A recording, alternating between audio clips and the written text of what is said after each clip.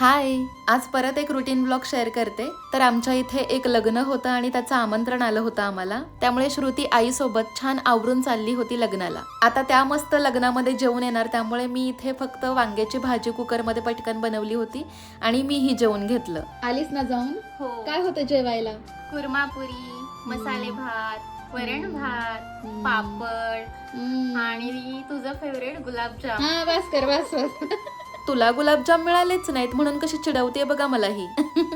मग त्यानंतर एका महत्वाच्या कामासाठी आम्ही भर दुपारी बाहेर पडलो. तर या तिघी जिवलग मैत्रिणी आहेत आणि यांची मुलं ज्या शाळेमध्ये शिकतात त्या शाळेमध्ये एक डान्स प्रोग्राम होता आणि त्यांचा डान्स मला आज बसवायचा होता. आणि अशा प्रकारे डान्स बाजूला, पण आमची मस्ती इतकी चालली होती की काय बोलायलाच नको. मग थोडासा डान्स बसवला आणि त्यानंतर घरी आल्यावर आईने जो मस्त खरवस करून ठेवला होता ना, त्याच्यावरती मनसोक्त ताव मारला.